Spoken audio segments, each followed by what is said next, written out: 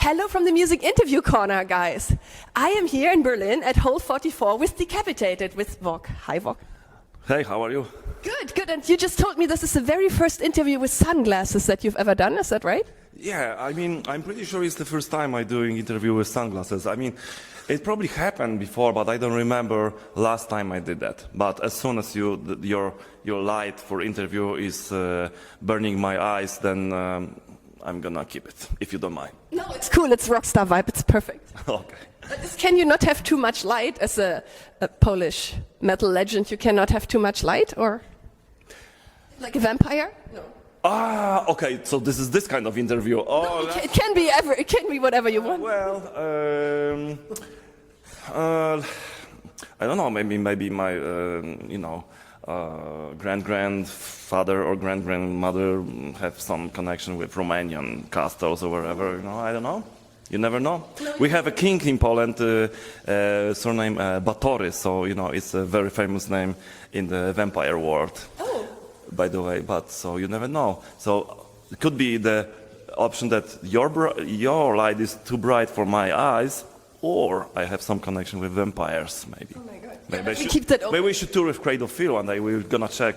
Oh, I can ask Danny. We had a very funny interview. He would love to tour with you. Yeah. Or we can have a tour with Belfagor. They always have some blood. No. Oh no, that's a bit too dark. Maybe no.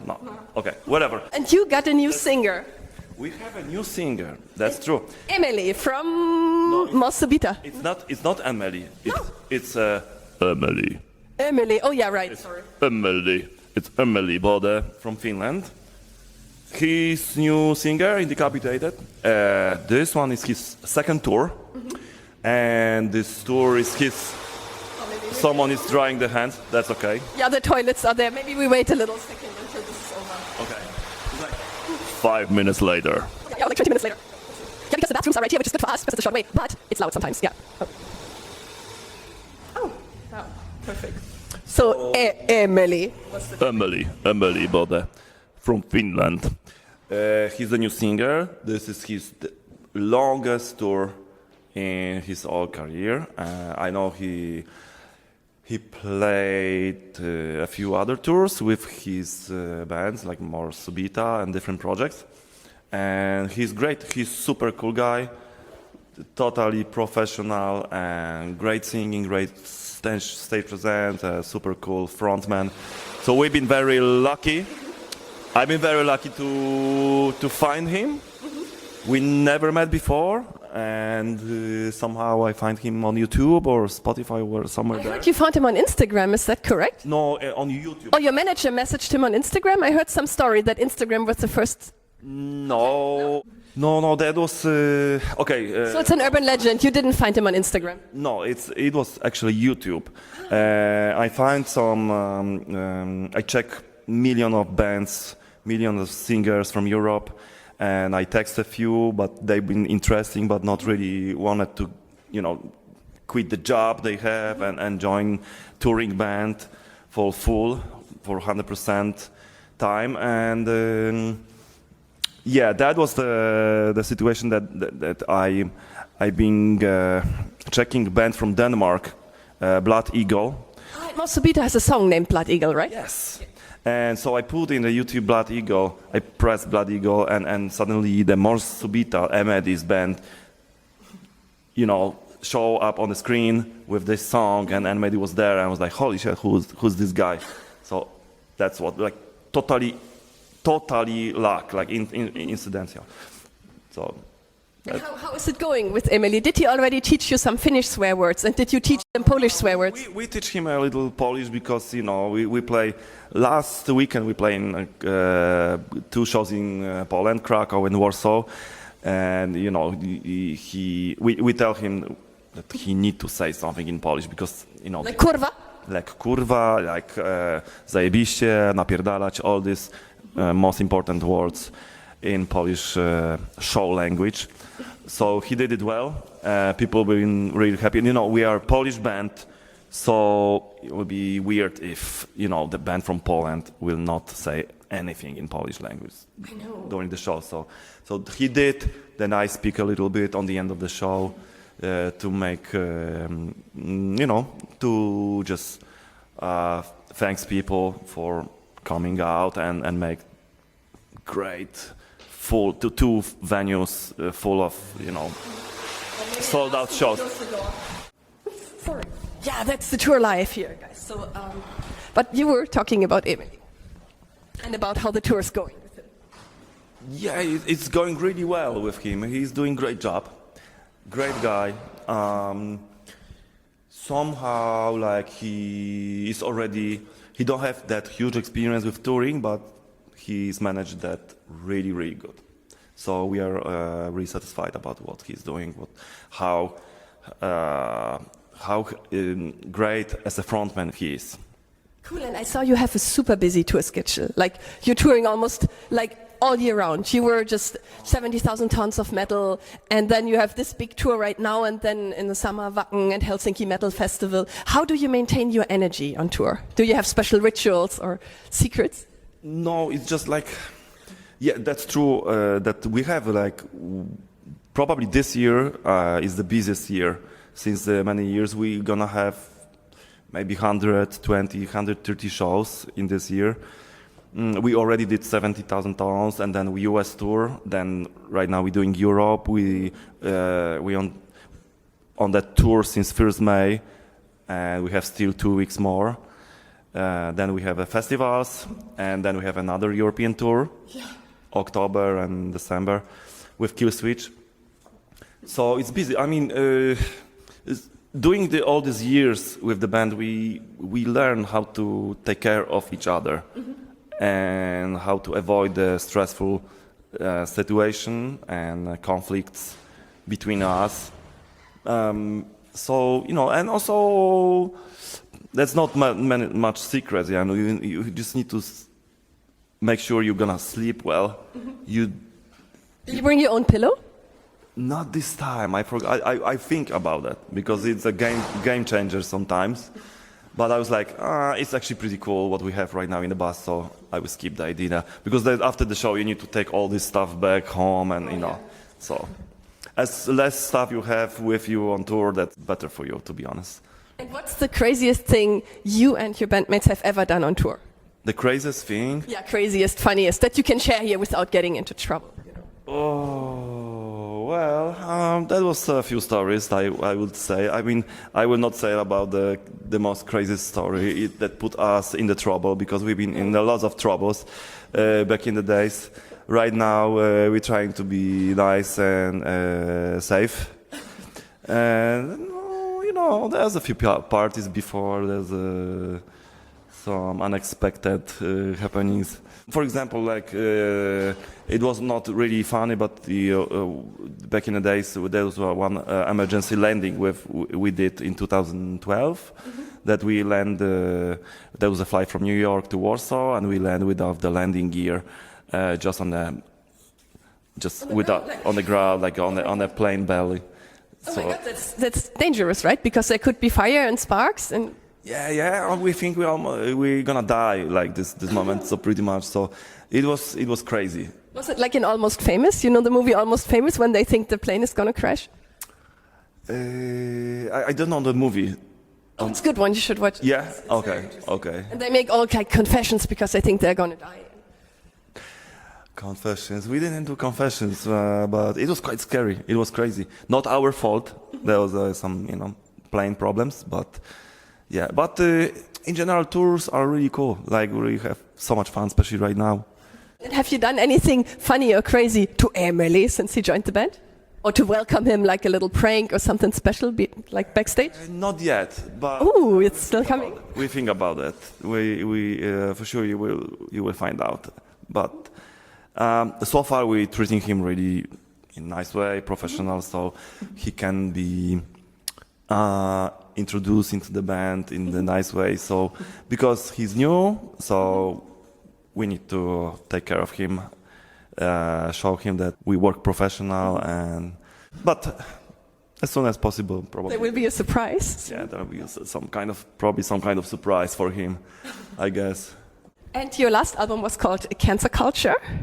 And how would you say was the development from Winds of Creation to Cancer Culture? And did you ever think that a band like you are known to push boundaries, that you would still push boundaries now, 20 years later? Well, during the Winds of Creation times, it was already 25 years ago. This year is 25th anniversary. This year is 25 years after the first album. And yeah, actually you have right. We kind of push boundaries with what we do back in the days with death metal music. I guess we deliver something fresh, something crazy, something more technical, which inspired the different bands. After we released that first album and second as well. And I never think back in the days like what I will do in next 25 years. It's crazy. If it will be the same, if we will talk right now, what we will do in 25 years from now, which it will be, 2050? About 70 years old. If we're both still alive, let's do an interview in 2050, then when you're on tour. You got it, yeah, no problem, of course, it will be great.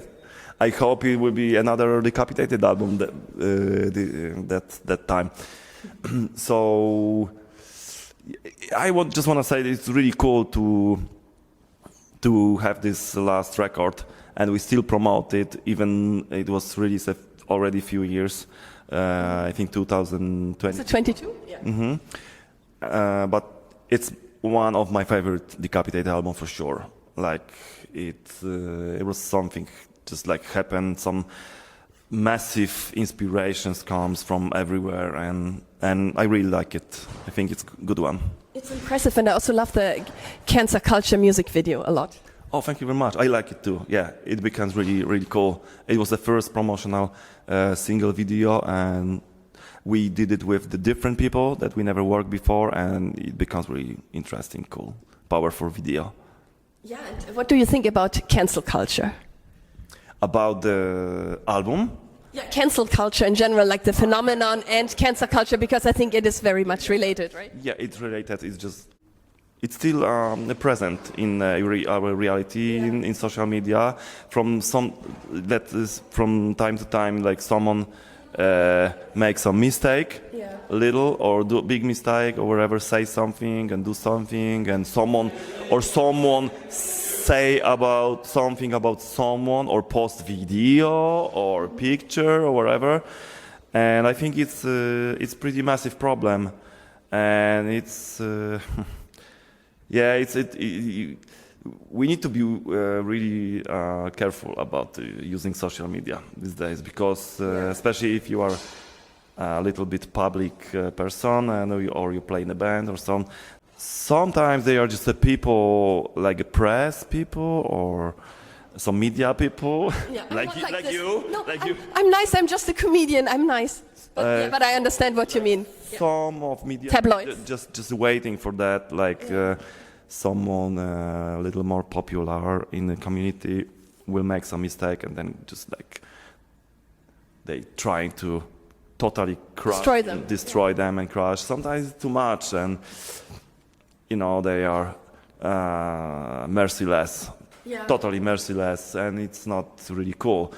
So it changed a lot these days, I guess. And I mean, for adults, it's not cool. And you can hear like Johnny Depp or some famous people, like from time to time. It's always like every month, every 2 months, someone is totally cancelled. It's like cutting the heads in like 60th, 70th century in France, or burning witches, in the Middle Ages. It's quite the same thing. Like the people find the way to do that.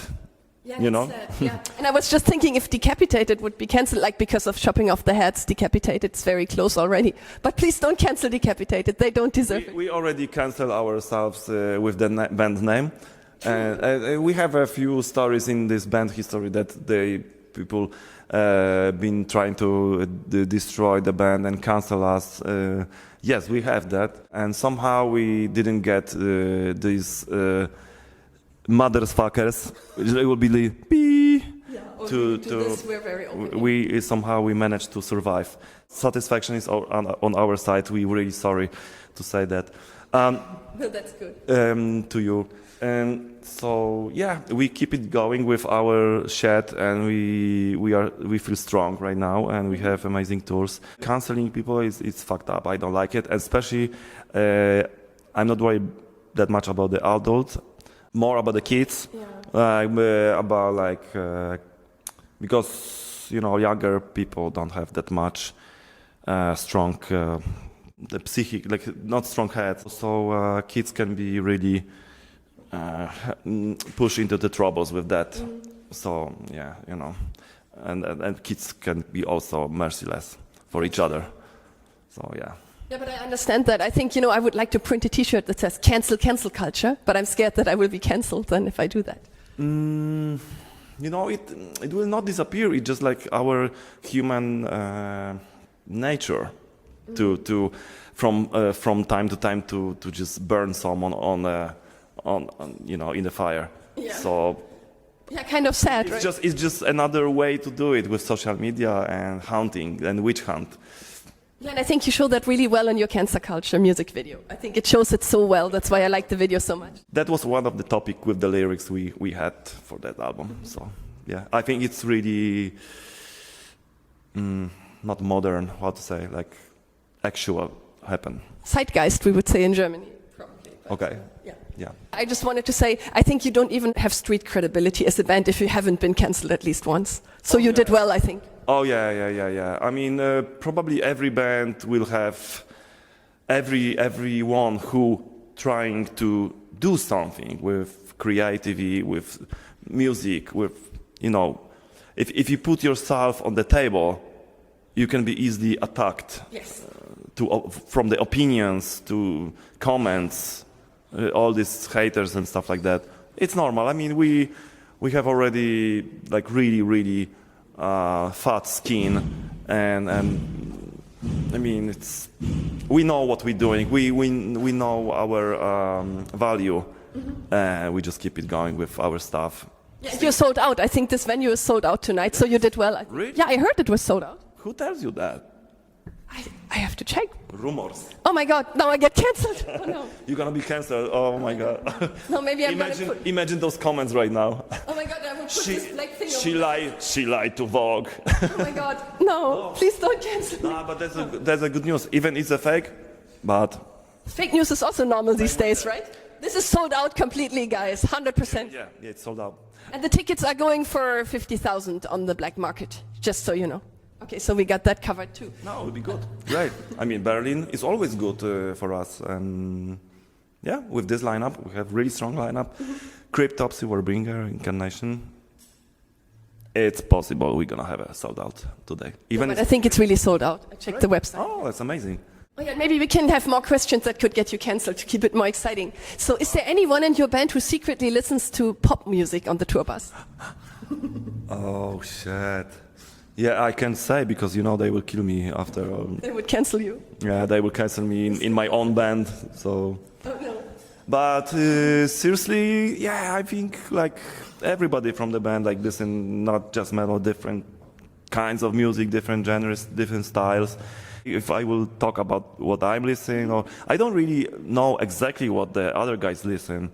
Because sometimes it's just like private thing or the thing you not talk together too much, but everybody in the band, in the crew, listen different bands, different styles for sure. I mean, come on, like how is it possible to don't listen to pop music or jazz music or classic music? It's all great. It's all music. Music is just like it's music. It's all this kinds. It's just kinds. We play metal because somehow we step into the metal world when we've been kids. We like that, and we keep it going. It became our job as well, our business. But we still we are passionate with that. We just doing that in more professional way compared to beginning. But yeah, everybody listen to different genres here. Cool. And I think it gives you a lot of inspiration also if you get Yeah, different I'm influences. sure. I'm sure. You sometimes not even realize what can inspire you. Yesterday we have a day off in Warsaw, and me and Paweł, bass player, we went to the show with our friend, and it was like total alternative jazz music. It was piano, drums, and bass. 3-piece music, and imagine like they play 2 songs, and one song was like 1 hour long each. Wow, okay. Yeah. So each song was 1 hour long, and it was like complete trance, like you will fly somewhere there away with this note, crazy. Nothing compared with what we're doing, or nothing compared with pop music. So we like to, see what's going on, like to take some experience and see what's going on in the different venues with different people. Yeah, it's fun. It's cool. But there's another question. Okay. What is the least metal thing on your tour rider? Least metal thing? Yeah, what is not typical for a metal band that you have on your tour rider? The most boring thing, or the thing that is the least metal on your tour rider? Do you ask about a rider like a catering rider or something? Yes. Like that? Yes. No, there will be, of course, there will be like 0% of alcohol beers, which is totally not metal, right? Or I don't know. What can be like coconut water? Oh, that's good. I love it. Coconut water. What else we have? Like we have chocolate. We have some fruits. Yeah, it's crazy. Like you can always put something new in the rider and see if promoters will actually accept that. We don't put any drugs in the rider, with some bands doing, like have a weed in the riders and stuff like that, so I think it's a little bit too much. We don't have cigarettes in the rider. We have like, a few bottles of alcohol, some beers, but, we have also like nice stuff, fruits and chocolate, So Haribo, I think Haribo bears. Yeah, the gummy bears, the golden gummy bears. Yeah, sometimes happen too. Yeah. Cool. And do you want to say anything to your fans before we end this interview? Of course. Thank you very much, everybody, everyone who show up for our shows. Thank you very much. We really appreciate it, and your support is priceless. Without you, we not existing. We don't have anything without you. We are all connected. Thank you very much. We love you guys. Oh, that was beautiful. Thank you so much, Vogg, and all the best for the tour. Of course. Thank you so much for the interview. And greetings to Eemeli. Eemeli Bodde from Finland. Perkele. Vittu. Vittu satana.